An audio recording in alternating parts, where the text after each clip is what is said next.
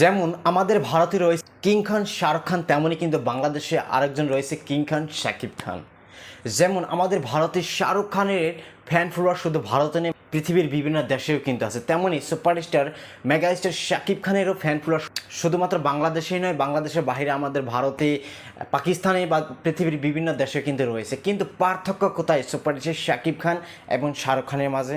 যদি আমি আমার ব্যক্তিগত মতামত দিই তাহলে তো আমি কোনো পার্থক্য দেখি না। কারণ দেখেন, এই দুইজন ব্যক্তি যার যার নিজের জায়গায় থেকে কিন্তু ঠিকই আছে, কিন্তু মাঝখানে সমস্যার সৃষ্টি করে কারা, আজকের এই ভিডিওতে বিস্তারিত আলোচনা করব। হ্যালো বন্ধুরা, কেমন আছেন সবাই? আশা করি সবাই ভালো আছেন। বন্ধুরা, ইতিমধ্যে স্ক্রিনে আপনি একটা সোনার কয়েন দেখতেছেন, যেটাকে বলা হয় গোল্ড কয়েন। এই গোল্ড কয়েনটা যদি আপনি ভালো করে লক্ষ্য করেন তাহলে অবশ্যই কিং খান শাহরুখ খানের নাম এবং ফটো দেখবেন। আর এই সোনার টাকা নিয়ে কিন্তু আমরা ভারতীয়রা কোনো সমালোচনা করি নাই, বরং আমরা আলোচনা করতেছি যে এটা আমাদের শাহরুখ খান। আর এই গোল্ড কয়েনটা কোন দেশের আপনি কি জানেন? যদি না জানেন তাহলে অবশ্যই শোনেন। এই গোল্ড কয়েনটা হচ্ছে ফ্রান্সের এক মিউজিয়াম আছে প্যারিসে, ওই মিউজিয়ামে কিন্তু এই গোল্ড কয়েনটা রাখা হয়েছে। এই বিষয়টা নিয়ে কিন্তু আমাদের ভারতের যত কন্টেন্ট ক্রিয়েটার বলেন, যত নিউজ চ্যানেল বলেন, সবাই কিন্তু আলোচনা করতেছে এবং কিং খান শাহরুখ খানের কিন্তু সবাই কংগ্রাচুলেশন জানাচ্ছে। আর অন্যদিকে যদি সুপারস্টার শাকিব খানের কথা চিন্তা করেন তাহলে দেখবেন বাংলাদেশের কিছু মানুষ কত নিম্ন শ্রেণীর হতে পারে।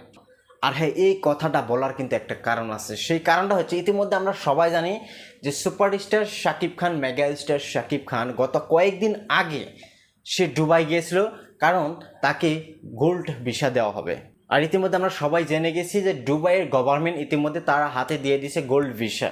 আর এই গোল্ড ভিসাটা পাওয়ার পর দুবাইয়ের একটি নিউজ চ্যানেলে সে ইন্টারভিউতে কথা বলেছিল অল ইংলিশে। Doing very good. Recently, we are releasing our movie here, and they are already showing themselves in UAE.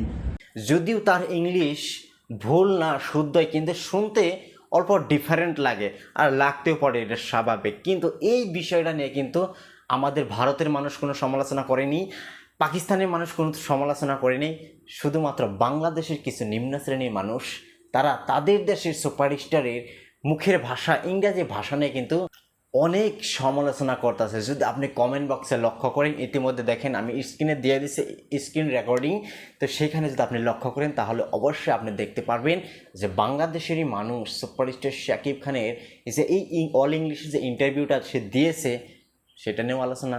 দেখেন, এটা হচ্ছে বাংলাদেশ এবং ভারতের মানুষের মাঝে পার্থক্য। আমরা কখনোই আমাদের দেশের সুপারস্টার বলেন, যদি খারাপ কাজ সে না করে তাহলে তাকে নিয়ে আমরা সমালোচনা করি না।